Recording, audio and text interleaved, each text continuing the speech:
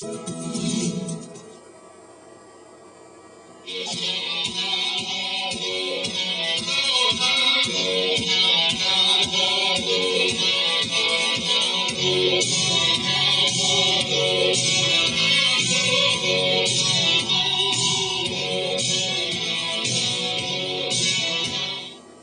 evening, my name's Tony Moore.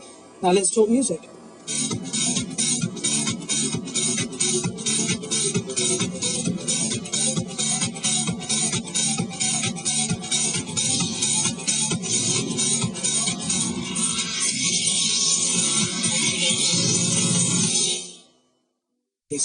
So, here we are, Let's Talk Music, and I'm going to introduce you to my panel this evening. Next to him we have Stephen Budd. Now, Stephen started his career as a roadie from Motorhead and X-Ray Specs and other artists in the late 70s. However, he now runs one of the most successful management companies of writer-producers, creating some of the biggest hits in the world right now. And next to him we have Andy McIntyre. Andy started his career with Mushroom Records, where he worked his way up from opening the post to signing artists. And he's currently working with Eagle Rock Entertainment, where he looks after artists like John Mel and the Blues Breakers, and Gary Moore. And so he brings his experience of record company A&R to the table here. And finally, Lee Nicholson from XFM. XFM, yes, there you go, the radio station. We had your partner on here in the Drive Time show, Jason Zami, on the first episode. It's a great pleasure to have you here. Give them a round of applause. They join us here for Let's Talk Music. So the subject tonight, gentlemen, is hit songs and hit records. Now, I'm a singer, I'm a songwriter, I make records, I do gigs. Tell me, what is a hit? I need to know. What's a hit? So, Stephen, you represent some of the biggest writers and producers in the world. What makes a hit? I think the most important thing that makes a hit, obviously, is the song, because that's what comes first, you know, and what comes first in the song that people will remember is the chorus. So if we want to whittle it right down to the absolute essence of what makes a hit song, it's the ability of an artist to write, or a songwriter to write a hit chorus. That's the most important thing. And then, obviously, getting the right performance from whoever's going to sing that, whether it's the person who wrote it themselves, if they're a singer-songwriter, or if they're a band, they've written their own material. But if they're a pop artist, maybe the material's been written for them by a songwriter. But, you know, without a hit chorus, without a chorus that's going to stick in people's minds, that they're going to remember, and it just can't go away, you're not going to have a hit song. That's the most important thing to start with. So the chorus. And it kind of sounds obvious, really, but there's plenty of songs that get released and made that aren't hits and maybe don't have a hit chorus. Andy, I mean, you've worked in the music industry as an A&R manager, and for people at home who don't know what that means, it stands for artist and repertoire. And traditionally, your job is to look after the artist and find the material for them if they don't have it, or work with them. In your experience, does a hit single really just stand out, or do you have to really look for a hit single? I think in the main, when an artist has written a hit, you can kind of tell it's a hit. I mean, for me, I agree with everything, obviously, that I would add to that is that lyrically it needs to be something that people can relate to. When they hear the lyrics, it's like, oh yeah, I can see that in my life, or I can aspire to that, or what have you. So once you have those in place, you can generally hear, okay, that's the song, that's the hit. Making that into a hit commercially is a very, very different game altogether. I mean, just to give one quick example, Mysterious Girl by Peter Andre, which was a huge hit all over the world. We had to release that as a single 3 times in the UK and Europe before it became a hit.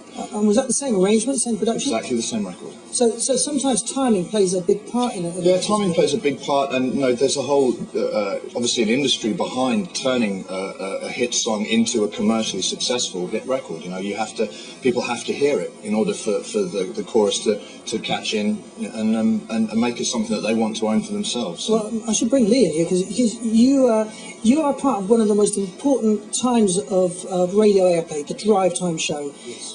After breakfast, or maybe including breakfast, this is the time when most people are listening to the radio, and so you have the power really to help a record become successful or for no one to hear it. When you hear a record, when a new song comes out, and can you tell a hit? Do you know when it's going to be a hit? I think it's vitally important, the first kind of 5-10 seconds of a track. If that hook's there straight away and it's got you interested, and then yeah, it's certainly got potential. It makes you want to listen on just that little bit more. What makes a hit song? Where do you start? You know, it could break down to one as simple as it's one that makes the artist a lot of cash, or it's that one that's just in your head going round and round and round that you just cannot get out of your head all day long. Welcome back to Let's Talk Music. Every week we do something a bit original, a bit different with this TV show. We simulcast the show into Second Life. And Second Life is an online virtual world where there are people in a place called the Malta Theatre right now who are hearing and experiencing everything that everybody in the studio here is experiencing. They're hearing what we're talking about, but they're seeing a digital version of us. I think we've got an opportunity to see that in one of the monitors coming up in a moment.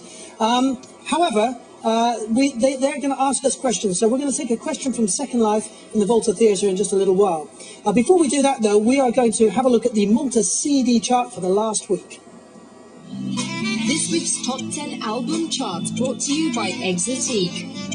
Same as last week at number 10, it's Travali with their album Travali. Ira Losco places number 9 and claims she's fooling no one with her single Unmasked. A new one at number 8, where Bob Sinclair delivers us the sounds of freedom. Ethnica are dancing away at number 7 with their song Zifna. Mika takes number 6 with Life in Cartoon Motion. A new number 5 this week, where local act Winter Moods go completely humble with Ordinary Men. 50 Cent groove us slowly with Curtis at number 4. Whilst Enrique Iglesias makes the biggest jump at number 3 with Insomniac.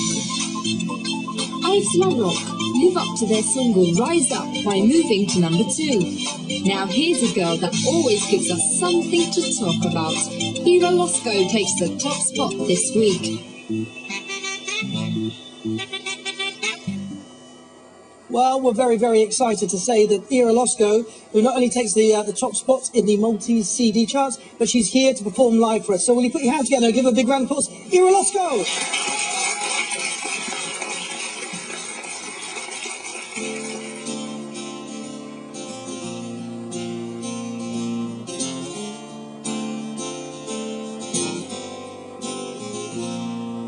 Hey now, what you want me to say?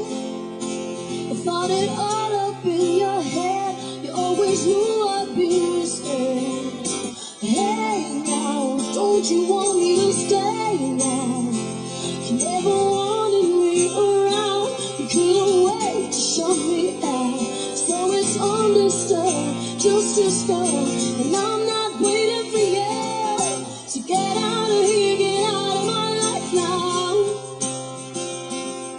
I'm letting you go and watching you fall down. So get off of me, get out of my face now. Why'd you have to breathe on me? Why don't you just let me be? I've learned to call dissatisfaction, 'cause after all these years, that's all you gave to me. I've had enough of your deception. You're away from me, you're nowhere to be seen. So can you tell I'm okay, that I'm so way over, yeah? But it's understood, just to start. And I'm not waiting for you. So get out of here, get out of my life now. I'm letting you go and watching you fall down. So get off of me, get out of my face now. Why'd you have to breathe on me? Why don't you just let me be? Every day, nothing ever seems like